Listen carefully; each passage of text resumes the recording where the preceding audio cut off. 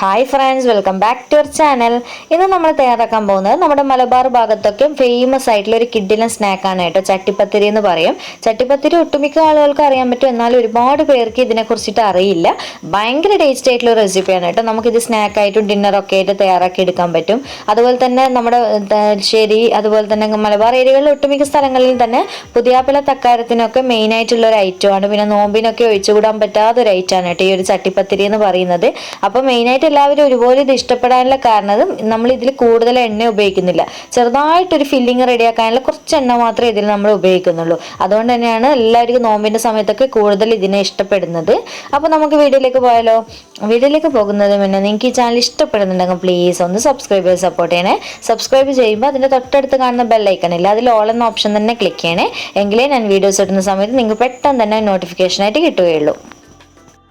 അപ്പോൾ നമുക്ക് ആദ്യം തന്നെ ഈ ഒരു ചട്ടിപ്പത്തിരി റെഡിയാക്കാനായിട്ടുള്ള ഫില്ലിംഗ് ഒന്ന് റെഡിയാക്കി എടുക്കാം. അതിനായിട്ട് ഞാനിവിടെ ഒരു പാനിലേക്ക് 2 ടേബിൾ സ്പൂൺ അളവിൽ ഓയിൽ ഒഴിച്ച് കൊടുക്കുന്നുണ്ട്. അപ്പോൾ ഞാൻ ഇതിവിടെ ബീഫ് വെച്ചിട്ടാണ് കേട്ടോ ഈ ഒരു പത്തിരി റെഡിയാക്കുന്നത്. നിങ്ങൾക്ക് ചിക്കൻ വെച്ചിട്ടും ചെയ്യുക, ബീഫ് വെച്ചിട്ടും ചെയ്യുക, അതൊക്കെ നിങ്ങളുടെ ഇഷ്ടത്തിനനുസരിച്ച് ചെയ്യുക. അപ്പോൾ ചിക്കൻ വെച്ചിട്ടാണെങ്കിൽ ഈ ഒരു രീതിയിൽ തന്നെ ചെയ്താൽ മതി, ചിക്കൻ എടുത്താൽ മതി. അപ്പോൾ എണ്ണ അത്യാവശ്യം ചൂടായി വരുന്ന സമയത്ത് ഇതിലേക്ക് ഞാനൊരു 3 സവാള ഇതുപോലെ ചെറുതായിട്ട് കട്ട് ചെയ്തിട്ട് ചേർത്ത് കൊടുക്കുന്നുണ്ട്. ഈ ഒരു സമയത്ത് തന്നെ ഒരല്പം ഉപ്പ് ഇതിലേക്ക് ഇട്ട് കൊടുക്കണം. എന്നിട്ട് നന്നായിട്ട് ഇതൊന്ന് വഴറ്റിയെടുക്കാം. അപ്പോൾ ഞാൻ എപ്പോഴും പറയുന്ന പോലെ തന്നെ ഇതുപോലത്തെ ഒരു ഫില്ലിങ്ങിനൊക്കെ നമ്മൾ മസാല റെഡിയാക്കുന്ന സമയത്ത് ഒരു 90% മാത്രമാണ് സവാള വഴറ്റിയെടുക്കാൻ പാടുള്ളൂ, എങ്കിലേ നല്ല ടേസ്റ്റ് ഉണ്ടാവുള്ളൂ. അപ്പോൾ നമുക്കിതിനെ അടച്ചു വെച്ച് കൊടുത്തിട്ട് നല്ലതുപോലെ തന്നെ ഒന്ന് വഴറ്റിയെടുക്കാം. ഇടയ്ക്ക് ഇതുപോലെ ഒന്ന് അടപ്പ് തുറന്നിട്ട് ഇളക്കി കൊടുക്കാൻ വേണ്ടിയിട്ട് ശ്രദ്ധിക്കണേ, മറന്നു പോകരുത് കേട്ടോ. കാരണം അങ്ങനെയാണെങ്കിൽ നമുക്ക് പെട്ടെന്ന് തന്നെ സവാളയൊന്ന് വഴറ്റിയെടുക്കാൻ പറ്റും. എന്നിട്ട് വീണ്ടും ഒന്നുകൂടി അടച്ചു വെച്ച് കൊടുക്കുക. എന്നിട്ട് ഞാൻ നേരത്തെ പറഞ്ഞ പോലെ തന്നെ 90% ഒന്ന് വഴറ്റിയെടുക്കാം. ഇപ്പോൾ ഇതേ ഒരു രീതിയിൽ ഞാൻ സവാള നന്നായിട്ട് വഴറ്റിയെടുത്തിട്ടുണ്ട്.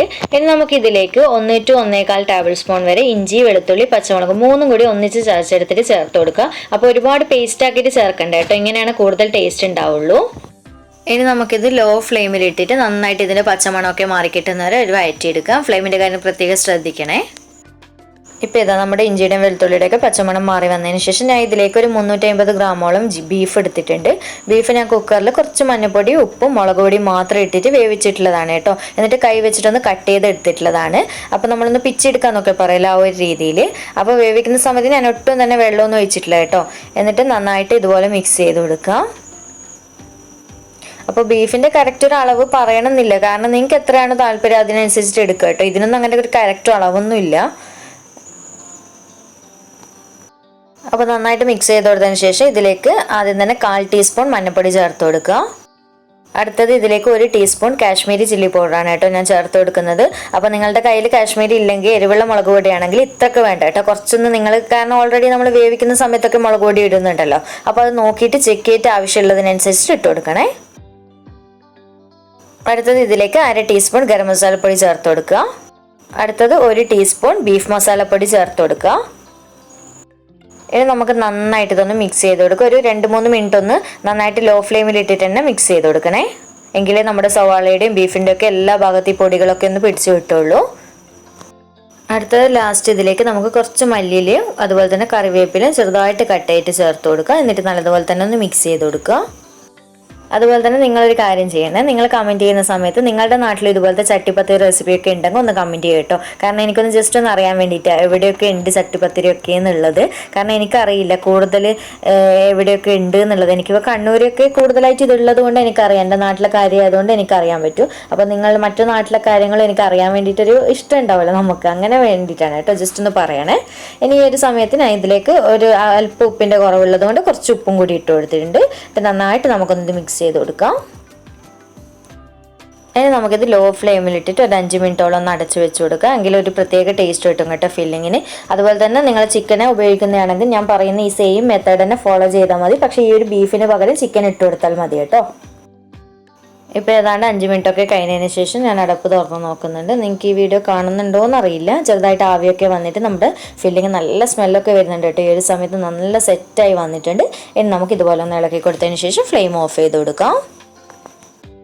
അപ്പോൾ അടുത്തതായിട്ട് നമുക്ക് ഈ ഒരു ചട്ടിപ്പത്തിരിൻ്റെ മാവൊന്ന് കുഴച്ചെടുക്കാം. അതിനായിട്ട് ഈ ഒരു ബൗളിലേക്ക് ഞാൻ 1.5 കപ്പ് അളവിൽ മൈദപ്പൊടി ചേർത്ത് കൊടുക്കുന്നുണ്ട്. അപ്പോൾ മൈദ ഇഷ്ടമില്ല എന്നുണ്ടെങ്കിൽ അതിന് പകരം ആട്ട എടുത്തോളൂ കേട്ടോ. പക്ഷെ ഏറ്റവും കൂടുതൽ ടേസ്റ്റ് കിട്ടുക മൈദ വെച്ചിട്ട് ചെയ്യുമ്പോഴാണ്. അടുത്തത് ഇതിലേക്ക് ഒരല്പം ഉപ്പിട്ട് കൊടുക്കുക, ഒരുപാട് വേണ്ട കേട്ടോ, ശ്രദ്ധിക്കണേ. അടുത്ത ഇതിലേക്ക് 2 ടേബിൾ സ്പൂണോളം ഓയിൽ ഒഴിച്ചു കൊടുക്കുക. സൺഫ്ലവർ ഓയിലോ അല്ലെങ്കിൽ ഒലീവ് ഓയിലോ എന്തായാലും കുഴപ്പമില്ല കേട്ടോ. എന്നിട്ട് നമുക്ക് നന്നായിട്ടൊന്ന് കൈ വെച്ചിട്ട് ആദ്യം തന്നെ മിക്സ് ചെയ്ത് കൊടുക്കാം. നമ്മൾ ചേർത്തിട്ടുള്ള ഉപ്പും ഓയിലൊക്കെ പൊടിയുടെ എല്ലാ ഭാഗത്തും എത്തുന്ന രീതിയിലൊന്ന് മിക്സ് ചെയ്ത് കൊടുക്കാം. ഇനി നമുക്കിതിലേക്ക് കുറച്ചായിട്ട് വെള്ളം ഒഴിച്ചിട്ട് ഒന്ന് കുഴച്ചെടുക്കുക.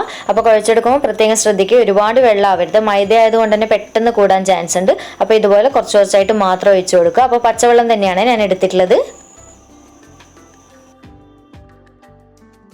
ഇപ്പോൾ ഇതാ ഈ ഒരു രീതിയിൽ നല്ല സോഫ്റ്റ് മാവായിട്ട് കണ്ടില്ല, ഞാൻ കുഴച്ചെടുത്തില്ല. നമ്മൾ ചപ്പാത്തിക്കൊക്കെ കുഴച്ചെടുക്കുന്ന സെയിം രീതിയിൽ തന്നെ കേട്ടോ, നല്ല സോഫ്റ്റ് ആയിട്ട് ഇരിക്കുന്നുണ്ട്. അടുത്തത് ഈ മാവിൽ നിന്ന് നമുക്ക് 6 ബോൾസ് ആയിട്ട് സെപ്പറേറ്റ് ചെയ്ത് കൊടുക്കുക. 6 ചെറിയ ബോൾസ് ആയിട്ട്. അപ്പോൾ നമ്മൾ 6 ലെയറുള്ള ചട്ടിപ്പത്തിരിയാണ് കേട്ടോ റെഡിയാക്കുന്നത്. അപ്പോൾ നിങ്ങൾക്ക് 3 ലെയറൊക്കെ റെഡിയാക്കണമെങ്കിൽ അങ്ങനെ 3 ബോൾസ് ആക്കിയിട്ട് മാറ്റിയെടുത്താൽ മതി. അങ്ങനെയാണെങ്കിൽ ഇത്രക്ക് മാവ് വേണ്ട കേട്ടോ, അതിനനുസരിച്ചിട്ട് എല്ലാം മാറ്റം വരുത്തണം നിങ്ങൾ അളവിൽ. അപ്പോൾ ഞാനിപ്പോൾ 6 ബോൾസ് ആയിട്ടാണ് റെഡിയാക്കി എടുക്കുന്നത്. ഇപ്പോൾ ഇത് ഈ ഒരു രീതിയിൽ ഞാൻ 6 ബോൾസ് ആക്കി എടുത്ത് വെച്ചിട്ടുണ്ട്. ഇനി നമുക്കിത് ഓരോന്നായിട്ട് പരത്തിയെടുക്കാം. അതുപോലെ തന്നെ ചട്ടിപ്പത്തിരി മെയിനായിട്ട് 3 ലെയർ അല്ലെങ്കിൽ 5 ലെയർ, 3ന് മുകളിൽ എത്ര ലെയർ നിങ്ങൾക്ക് ഇഷ്ടമുള്ളതിനനുസരിച്ച് ആക്കുക കേട്ടോ. അതൊക്കെ നിങ്ങളുടെ ഇഷ്ടത്തിനനുസരിച്ച് ചെയ്യുക. 3ന് താഴെയായിട്ട് ചെയ്യേണ്ട കേട്ടോ, എങ്കിൽ കാണാനും അത്രക്ക് ഭംഗി ഉണ്ടാവില്ല, കഴിക്കുമ്പോൾ ആ ഒരു ലെയറായിട്ട് ടേസ്റ്റും ഉണ്ടാവില്ല. അപ്പോൾ 3 എണ്ണമാണ് നല്ല പെർഫെക്റ്റ്. ഞാനിപ്പോൾ 6 എണ്ണം വെച്ചിട്ടാണ് ചെയ്യുന്നത്. ഇനി ഞാൻ ഓരോന്നായിട്ട് ഇത് പരത്തിയെടുക്കുന്നുണ്ട്. അപ്പോൾ പരത്തിയെടുക്കുമ്പോൾ പ്രത്യേകം ശ്രദ്ധിക്കുക, നമ്മൾ ചപ്പാത്തി പരത്തുന്ന പോലെയല്ല, നമുക്ക് എത്ര നേരിയതായിട്ട് പരത്തിയെടുക്കാൻ പറ്റും അത്രക്ക് നേരിയതായിട്ട് പരത്തിയെടുത്താൽ അതിനനുസരിച്ച് നമുക്ക് ഈ ഒരു ചട്ടിപ്പത്തിരിക്ക് ടേസ്റ്റ് കൂടും കേട്ടോ. അപ്പോൾ ഇതാ നമ്മുടെ ഒരു പത്തിരി റെഡി ആയിട്ടുണ്ട്. കണ്ടില്ല, നല്ല നേരിയതായിട്ടാണ്, നിങ്ങൾക്ക് കയ്യിലെടുക്കുമ്പോൾ തന്നെ മനസ്സിലാവും അത്രക്ക് നേരിയതായിട്ടാണ് കേട്ടോ ഇരിക്കുന്നത്. ഇങ്ങനെയാണ് എടുക്കേണ്ടത്.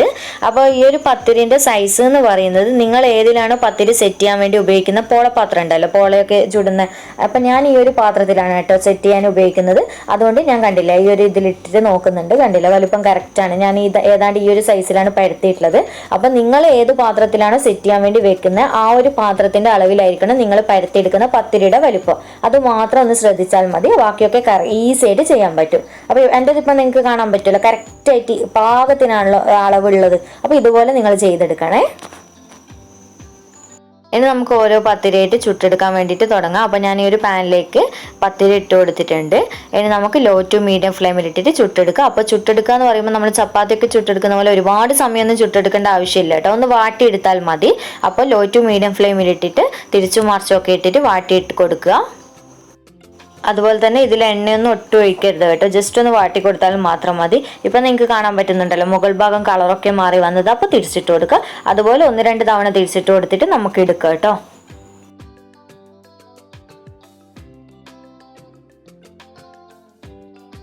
അങ്ങനെ നമ്മുടെ ഒരു പത്തിരി റെഡി ആയിട്ടുണ്ട്. ഇനി ബാക്കിയുള്ളത് മുഴുവനും ഇതുപോലെ തന്നെ ചുട്ടെടുക്കാം. അപ്പോൾ പത്തിരി മുഴുവനും ഞാൻ ചുട്ട് വെച്ചതിന് ശേഷം ഈ ഒരു ബൗളിലേക്ക് ഞാൻ 4 മുട്ട പൊട്ടിച്ച് ഒഴിച്ചു കൊടുത്തിട്ടുണ്ട്. ഇനി നമുക്ക് ഇതിലേക്ക് ഒരല്പം ഉപ്പിട്ട് കൊടുക്കുക. അടുത്തത് 1/2 ടീസ്പൂണോളം കുരുമുളക് പൊടിയും കൂടി ചേർത്ത് കൊടുക്കുക.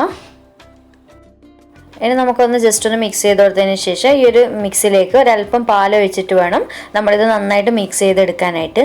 അപ്പോൾ ഇങ്ങനെ പാലും മുട്ടയും വെച്ചിട്ട് നമ്മൾ ചുട്ട് വെച്ചിട്ടുള്ള പത്തിരി കോട്ട് ചെയ്തിട്ട് വേണം നമ്മൾ പാനിലേക്ക് വെച്ച് കൊടുക്കാനായിട്ട്, എങ്കിലും നല്ല സോഫ്റ്റ് ഉണ്ടാവും കേട്ടോ. അതിന് വേണ്ടിയിട്ടാണ് ഈ ഒരു മിക്സ് റെഡിയാക്കി എടുക്കുന്നത്. ഇനി നമുക്ക് ചട്ടിപ്പത്തിരി എങ്ങനെയാണ് സെറ്റ് ചെയ്യുന്നത് നോക്കാം. അപ്പം ഞാൻ ഈ ഒരു പാനിലേക്ക് ഒരല്പം ഗീ ഇതുപോലെ നന്നായിട്ടൊന്ന് തടവി കൊടുക്കുന്നുണ്ട്. ഒരു ബ്രഷ് വെച്ചിട്ടോ അല്ലെങ്കിൽ കൈ വെച്ചിട്ടാലും തടവി കൊടുത്താൽ മതി. സൈഡ് കൂടിയൊക്കെ നന്നായിട്ട് തന്നെ തടവി കൊടുക്കണേ. ഇനി അടുത്തത് നമ്മൾ ചുട്ട് വെച്ചിട്ടുള്ള പത്തിരി, നമ്മൾ റെഡിയാക്കി വെച്ചിട്ടുള്ള മുട്ടയുടെയും പാലിൻ്റെയും ഒക്കെ മിക്സ് ഉണ്ടല്ലോ, ഇതിൽ നന്നായിട്ടൊന്ന് ഡിപ്പ് ചെയ്തെടുക്കുക. നല്ലതുപോലെ എല്ലാ സൈഡും നന്നായിട്ട് മുക്കിയെടുക്കുക കേട്ടോ, എങ്കിലേ നല്ല സോഫ്റ്റ് ഉണ്ടാവുള്ളൂ നമ്മൾ പത്തിരി കഴിക്കുന്ന സമയത്ത്. എന്നിട്ട് പാത്രത്തിൻ്റെ അടിയിലായിട്ട് ഇതുപോലെ വെച്ച് കൊടുക്കുക. എന്നിട്ട് നമ്മൾ നേരത്തെ റെഡിയാക്കി വെച്ചിട്ടുള്ള ഫില്ലിംഗ് ഉണ്ടല്ലോ ബീഫിൻ്റെ, ആ ഫില്ലിംഗ് ഇതിൻ്റെ മുകളിലായിട്ട് നിങ്ങൾക്ക് എത്ര താല്പര്യമുണ്ടോ അതിനനുസരിച്ചിട്ട് വെച്ച് കൊടുക്കുക കേട്ടോ. ഇതിന് കറക്റ്റ് ഒരു അളവൊന്നുമില്ല. അപ്പോൾ ഒരുപാട് അറ്റത്തോട്ടായിട്ട് വെക്കണ്ട കേട്ടോ, നടുവേ ആയിട്ട് നല്ലോണം വെച്ച് കൊടുത്താൽ മതി.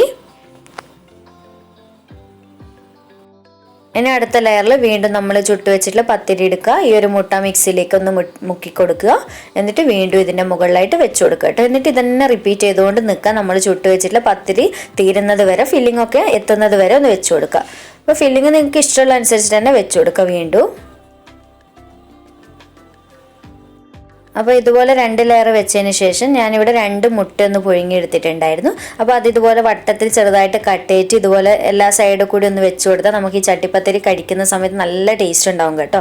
അപ്പോൾ ഇതൊട്ടും നിർബന്ധമുള്ള കാര്യമൊന്നുമല്ല, നിങ്ങൾക്ക് ഇഷ്ടമുണ്ടെങ്കിൽ മാത്രം വെച്ച് കൊടുത്താൽ മതി കേട്ടോ, നിർബന്ധമില്ല. പക്ഷേ ഞാൻ ഇങ്ങനെ വെച്ച് കൊടുക്കാറുണ്ട്, അപ്പോൾ നല്ല ടേസ്റ്റാണ് കേട്ടോ ഇത് കടിക്കുന്ന സമയത്ത്, നമുക്ക് കട്ട് ചെയ്ത് കഴിക്കുന്ന സമയത്ത്. എന്നിട്ട് വീണ്ടും ഇതുപോലെ മുട്ടയിൽ ഡിപ്പ് ചെയ്ത പത്തിരി വെച്ച് കൊടുക്കുക, അതിൻ്റെ മുകളിൽ ഫില്ലിങ് വെച്ച് കൊടുക്കുക. എന്നിട്ട് മുട്ട നമ്മൾ എടുത്ത് വെച്ചിട്ടുള്ളത് വീണ്ടും ബാലൻസ് ഉണ്ടെങ്കിൽ അത് വെച്ച് കൊടുക്കുക. ഇത് ലെയർ നിങ്ങളുടെ ഇഷ്ടത്തിനനുസരിച്ച് ഫില്ലിംഗ് ഒക്കെ വെച്ചിട്ട് സെറ്റ് ചെയ്ത് കൊടുക്കുക കേട്ടോ. അപ്പോൾ ഇതന്നെ ഈ പ്രോസസ് തന്നെ റിപ്പീറ്റ് ചെയ്തുകൊണ്ട് നിൽക്കുക. അപ്പോൾ നമ്മുടെ മുഴുവൻ ലെയറും ഞാൻ സെറ്റ് ചെയ്ത് കൊടുത്തതിന് ശേഷം ലാസ്റ്റത്തതും കൂടി ഇതുപോലെ കവർ ചെയ്ത് കൊടുക്കുന്നുണ്ട്.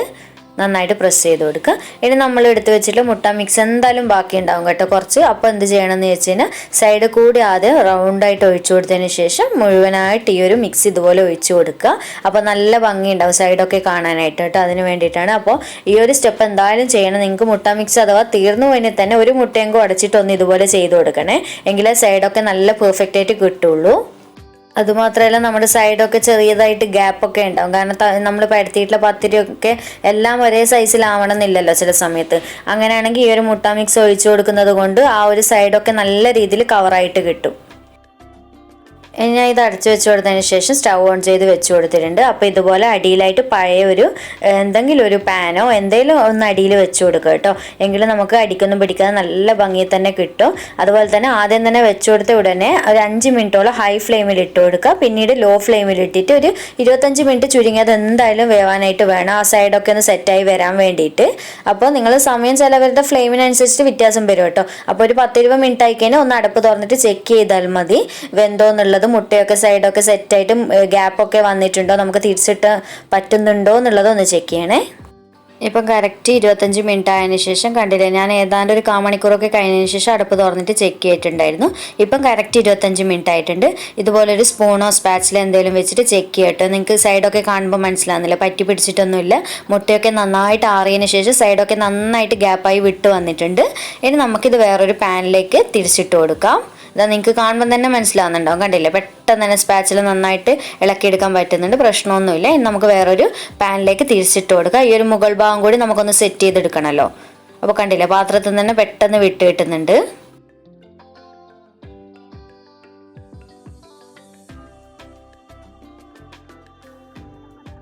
ഇപ്പോൾ കണ്ടില്ല, അടിഭാഗം ഒന്ന് കരിയാതെ നല്ല പെർഫെക്റ്റ് ആയിട്ട് നമുക്ക് ചട്ടിപ്പത്തിരി റെഡി ആയിട്ട് കിട്ടിയിട്ടുണ്ട്. കാണാൻ തന്നെ നല്ല ഭംഗിയില്ല, സൈഡൊക്കെ നല്ല മൊരിഞ്ഞിട്ട് നല്ല രീതിയിൽ തന്നെ കിട്ടിയിട്ടുണ്ട്. ഇനി നമുക്കൊരു 5 മിനിറ്റോളം ഒന്ന് ആ ഒരു ഇപ്പം നമ്മൾ കമഴ്ത്തി വെച്ച ഭാഗമില്ല, ആ ഭാഗവും കൂടി ഒന്ന് സെറ്റായി വരുന്നവരെ ഒന്ന് വെയിറ്റ് ചെയ്യാം. ഇപ്പോൾ ഏതാണ്ട് 4 മിനിറ്റ് 5 മിനിറ്റ് ഒക്കെ ആയതിനു ശേഷം നമ്മുടെ ചട്ടിപ്പത്തിരി റെഡി ആയിട്ടുണ്ട്. ആ ഒരു സൈഡും കൂടി ഇനി നമുക്ക് ഈ ഒരു പ്ലേറ്റിലേക്ക് തിരിച്ചിട്ട് കൊടുക്കാം. കണ്ടില്ല, നല്ല പെർഫെക്റ്റ് ആയിട്ട് നന്നായിട്ട് മൊരിഞ്ഞിട്ട് കിട്ടിയിട്ടുണ്ട്, ഒട്ടും കരിഞ്ഞിട്ടും ഒന്നുമില്ല. ഈ ഒരു രീതിയിൽ തന്നെ മൊരിച്ചെടുക്കാൻ നോക്കാം കേട്ടോ, എങ്കിൽ നല്ല ടേസ്റ്റ് ഉണ്ടാവും കഴിക്കാനായിട്ട്. അപ്പോൾ നമുക്കിതിന് കട്ട് ചെയ്തിട്ട് നോക്കാം. അപ്പോൾ നിങ്ങൾക്ക് ഞാൻ കട്ട് ചെയ്യുമ്പോൾ തന്നെ മനസ്സിലാവുന്നുണ്ടാവും കേട്ടോ, നല്ല സോഫ്റ്റാണ് കേട്ടോ. കട്ട് ചെയ്യുമ്പോൾ നമ്മൾ അത്രയ്ക്ക് നേരിയതായിട്ടല്ലേ ഈ ഒരു പത്തിരി പരത്തി എടുത്തിട്ടുള്ളത്. അതുപോലെ തന്നെ മുട്ടയുടെ കോട്ടിംഗ് ഒക്കെ ചെയ്തുകൊണ്ട് നല്ല സോഫ്റ്റും നല്ല ടേസ്റ്റുമാണ് ഇത് കഴിക്കാനായിട്ട്. അപ്പോൾ നിങ്ങൾ ഒരു സൈഡ് കട്ട് ചെയ്ത് ഓൾറെഡി വെച്ചത് കാണുന്നില്ല, അത് എന്നോട് ക്യാമറ ഓൺ ചെയ്യാൻ വിട്ടുപോയതാണ് കേട്ടോ, മറന്നുപോയതാണ്. ഞാൻ ഓണിലാണ് ഉള്ളതെന്ന് കരുതി. അപ്പോൾ അതാണ് കേട്ടോ ഒരു സൈഡ് കട്ട് ചെയ്ത് വെച്ചിട്ടുള്ളത്. അപ്പോൾ എന്തായാലും ഈ റെസിപ്പി ട്രൈ ചെയ്ത് നോക്കിയിട്ട് എനിക്ക് ഫീഡ്ബാക്ക് അറിയിക്കണേ. അതുപോലെ തന്നെ വീഡിയോ ഇഷ്ടമായിട്ടുണ്ട് എന്നുണ്ടെങ്കിൽ ഉടനെ ലൈക്ക് ചെയ്യുക, സബ്സ്ക്രൈബ് ചെയ്യുക, സപ്പോർട്ട് ചെയ്യുക, മാക്സിമം ഷെയർ ചെയ്യുക. അപ്പോൾ വീണ്ടും ഒരു അടിപൊളി വീഡിയോ ആയിട്ട് കാണാം. താങ്ക്